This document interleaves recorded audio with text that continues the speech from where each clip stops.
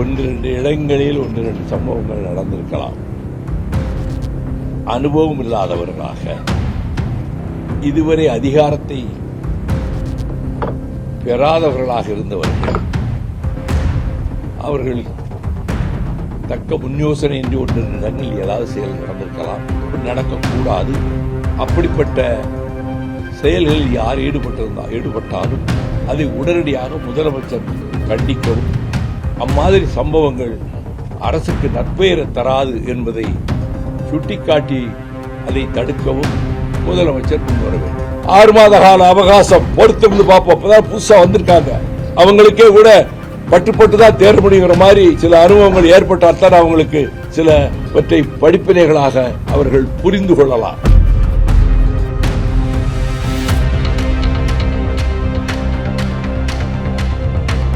பொறுத்திருந்து பார்ப்போம் கூட்டணி அரசு எப்படி செயல்படுகிறது என்பதற்கு ஒரு 6 மாத காலம் அவகாசம் கொடுப்போம். Let us wait and see. அதே போலங்க சார், நிறைய புதிய எம்எல்ஏக்கள் என்ன பண்றாங்கன்னா தடாலடியா போய் ஆய்வுங்கிற பேர்ல சில அடாவடிகள் பண்றதா எதிர்கட்சியில இருந்து குற்றச்சாட்டு வைக்கிறாங்க. அவங்க கட்சியை சேர்ந்தவங்களே அரசு மருத்துவமனை போய் திடீர் ஆய்வுல ஈடுபட்டு டீனுக்கு இது பண்றது, இந்த மாதிரி பண்றது, இதெல்லாம் எப்படி பார்க்க? ஒன்றிரண்டு இடங்களில் ஒன்றிரண்டு சம்பவங்கள் நடந்திருக்கலாம். அனுபவம் இல்லாதவர்களாக இதுவரை அதிகாரத்தை பெறாதவர்களாக இருந்தவர்கள் அவர்கள் தக்க முன்யோசனை என்று ஒன்றிரண்டு இடங்களில் ஏதாவது செயல் நடந்திருக்கலாம், அப்படி நடக்கக்கூடாது. அப்படிப்பட்ட செயல்களில் யார் ஈடுபட்டாலும் அதை உடனடியாக முதலமைச்சர் கண்டிக்கவும், அம்மாதிரி சம்பவங்கள் அரசுக்கு நற்பெயரை தராது என்பதை சுட்டிக்காட்டி அதை தடுக்கவும் முதலமைச்சர் முன்வர வேண்டும். சார், அதே போல அமைச்சர் உட்பட ஒரு 9 பேர் மேல கல்வி சான்றிதழ் போலின்னு சொல்லி ஒரு இஷ்யூ ஓடி. எனக்கு அதிகமா தெரியாது அதை பத்தி. சார், பாஜக வரலன்னு சொல்றீங்க, ஆனா விசிக தலைவர் என்ன சொல்றாங்க, ஆர்எஸ்எஸ் குழந்தை தான் தாவேக்கான தொடர்ச்சியா வலியுறுத்திட்டு வர, அதை சொல்லிட்டே இருக்காரு. எப்படி பாக்குறீங்க? ஒரு அரசியல் தலைவர் சொல்லுகிற கருத்துக்கு நான் பரிமேலழகரை போல மூவாவை போல விளக்க உரை எழுதுகிறவன் அல்ல. அது அவர் கருத்து. அதை பற்றி நான் எந்த விளக்கமோ பதிலோ சொல்ல தயாராக இல்லை. வரலாறு என்பது சம்பவங்களால் தீர்மானிக்கப்படுவது. இன்றைய செய்தி நாளைய வரலாறு என்பதைப் போல இன்றைய சம்பவம் நாளை வரலாறு ஆகும். ஆகவே இது வரலாற்றில் பதிவு செய்யப்படும், அவ்வளவுதான். அது காலப்போக்கில் தான் தீர்மானிக்கும்.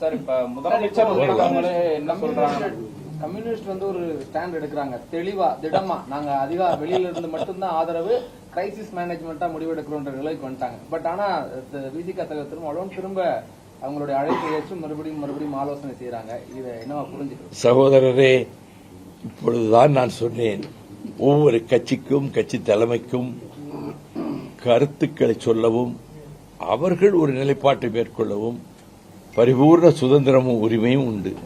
ஆகையினால கம்யூனிஸ்டோட நிலைப்பாடு எடுத்துக்காங்கன்னா அது அவங்க நிலைப்பாடு.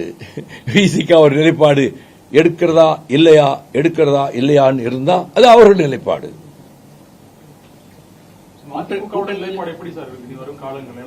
நாங்க தான் சொல்லிட்டோமே, இப்ப we will give 6 months time. 6 மாத கால அவகாசம் பொறுத்திருந்து பார்ப்போம். அப்பதான் புதுசா வந்திருக்காங்க, அவங்களுக்கே கூட பட்டு தான் தேர்வு முடிகிற மாதிரி சில அனுபவங்கள் ஏற்பட்டால்தான் அவங்களுக்கு சிலவற்றை படிப்பினைகளாக அவர்கள் புரிந்து கொள்ளலாம். அதனால்தான் சொன்னேன், அந்த சில நாட்களுக்குள் அதை பற்றி ஒரு ஆட்சியை பற்றி ஒரு கணிப்பு செய்வது அவ்வளவு சரியாக பொருத்தமாக இருக்காது. எங்க ஓட் பேங்க் இஸ் இன்டாக்ட். நாங்க 32 வருஷமா அந்த இயக்கத்தை நடத்திட்டு இருக்கிறோம். எவ்வளவு சரிவுகள் ஏற்பட்டிருக்கு, தோல்விகள் ஏற்பட்டிருக்கு, அதையெல்லாம் ஒரு புறத்தில் மூலையில் தூக்கி எறிந்துவிட்டு நாம் தமிழ்நாட்டுக்கு என்ன செய்ய வேண்டும் என்று தமிழ்நாட்டு மக்களுக்கு, தமிழ்நாட்டு நதியா நீர் உள்ளிட்ட வாழ்வாதாரங்களுக்கு என்ன செய்ய வேண்டுமோ எவரும் செய்ய முன்வராத நிலையில் மறுமலர்ச்சி திராவிட முன்னேற்ற கழகம் தான் அந்த சாதனைகளை செய்திருக்கிறது. இதில் எந்த கட்சியும் எங்களோடு போட்டிக்கு வர முடியாது. பாஜகவோட எதிர்ப்புக்கு காங்கிரஸ் தான் ஒரு முகமா இருக்கு இந்தியா லெவல்ல. அப்படியா? திமுக கூட்டணியில தான் இருந்துச்சு. இப்ப தாவேக பக்கம் வந்தனால திமுக பின்னடைவா பாக்குறீங்களா? திமுக தன் நிலைப்பாட்டிலே உறுதியாக இருக்கிறது. இவங்க இப்படி போறதுனால அவங்களுக்கு எப்படி பின்னடைவாகும்? அவங்களுக்கு பின்னடைவு ஒண்ணும் கிடையாது. அவங்க நிலைப்பாட்டில் அவங்க உறுதியா நிக்கிறாங்க திமுக. என்ன காரணம்? மதசார்பின்மை காங்கிரஸ் எங்க இருக்காங்களோ அங்கதான் மதசார்பின்மை. அப்படியெல்லாம் சொல்ல முடியாது. அப்படியெல்லாம் அவங்களுக்கு அவங்க இருக்கிற இடம் தான் ராமர் இருக்கிற இடம் தான் அயோத்தின்னு சொல்லி புராணத்தில் சொல்லிட்டு இருப்பாங்க. இவங்க இருக்கிற இடம் தான் அதுன்னு சொல்றதுக்கான இடமல்ல. அதை விட கடுமையாக மதச்சார்பின்மையை பாதுகாப்பதற்கும் மதவெறியை எதிர்ப்பதற்கும் பல்வேறு கட்சிகள், மம்தா கட்சி இருக்கு, அங்கே பஞ்சாப்ல இயக்கங்கள் இருக்கு, காஷ்மீர்ல இயக்கங்கள் இருக்கு. அவங்க எல்லாம் காங்கிரஸை பார்த்தவங்க செய்யல.